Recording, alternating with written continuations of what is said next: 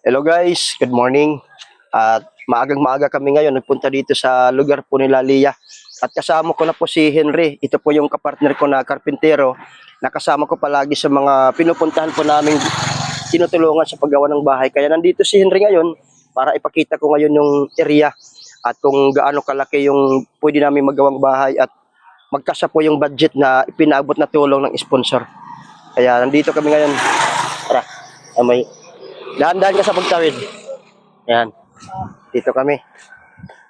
So ito yung area. So may mga kapitbahay na sila Lia dito. Dito namin siya inilipat para mas safe. Kaysa yung dating tinitirahan nila, napakalayo. Nasa gubat. Kumusta Henry? Tagal nating hindi nagkita.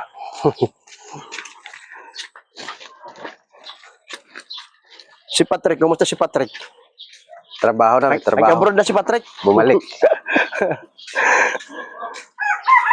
Buti nga nakagpahinga tayo, nakagpatanim ako.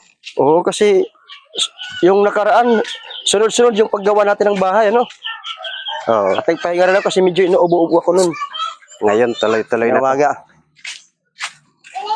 So, oo. So ito yung, dito kami ngayon guys. Ito. So ito yung area na gagawan po natin, papatayo natin ng bahay. So ito dito. Ang bala ito. Oh, itong area na to. Aray sa gabal, okay nga. Kuan. Marcelo, pingaga.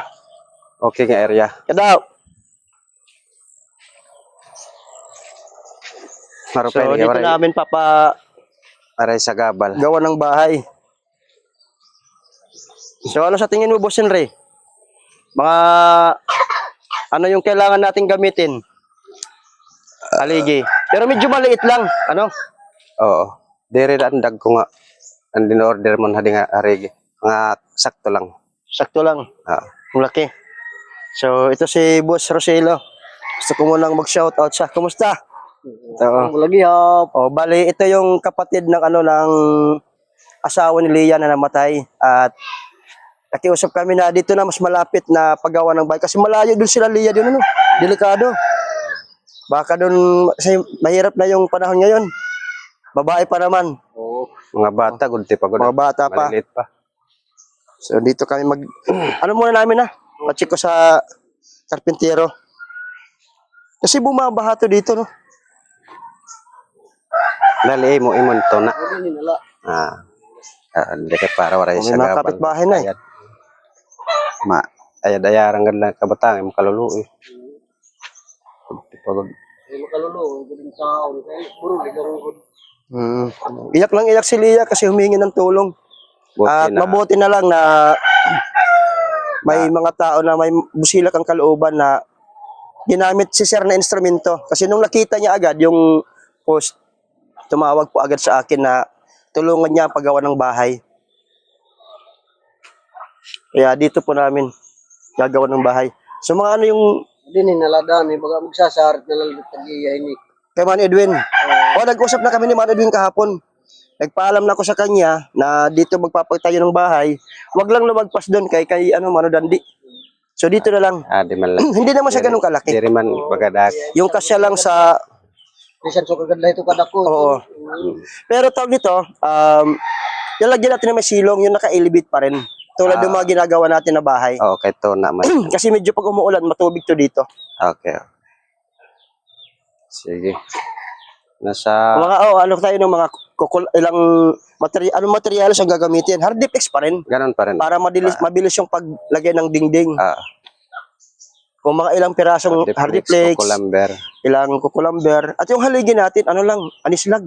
Anislag sigurado nga madigon. O mas matagal yung anislag, matibay. Anislag yung halig. At sana magtuloy-tuloy na itong ginagawa namin na may matulungan pa mga bahay, no? Tagal naming nawala, mga idol. Matagal-tagal din hindi kami nag-ano, 2 months muna nagpahinga muna kami dahil Ngayon, sunod-sunod. tuloy-tuloy na to. Oo. Salamat sa mga sponsor sa walang sawang tulong. Oo, at sana yung kay Lola Euphemia, yung maglola na matanda. Kasi nadaanan ko rin yun. Yung bahay nila, warak na rin. Pero sana patuloy po yung sponsor sa pagpapagawa ng bahay na maglola. Ah, O dahil kawawa. butas-butas na yon. O nagpahinga lang ako kasi talagang inubo ako talaga. Inubo kasi sunod-sunod tapos yung sobrang init, sunod-sunod yung paggawa ng bahay. Mula kina Tatay Nestor, Quincy, kina Annalyn, kina Lola Prida. So doon talagang naano ko na-stress. So sa sunod-sunod na ginawa natin. Kaya ngayon, pahinga tayo 2 buwan, balik tayo ulit sa mission natin. Paghatid ng pag-asa. So sige, Umpisahan natin to mga So bukas, umpisahan natin bukas Sabado.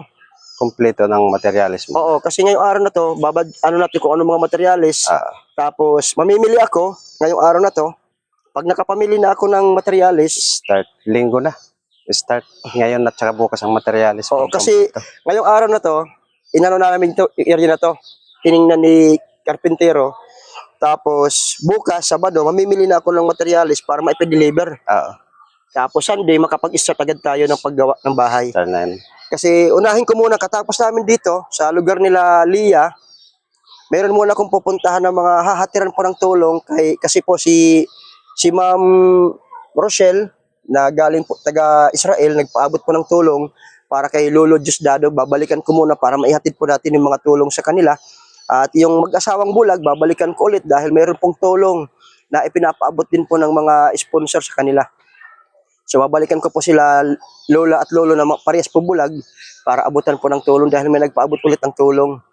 Bibilan ulit natin ng bigas at isang tray na itlog.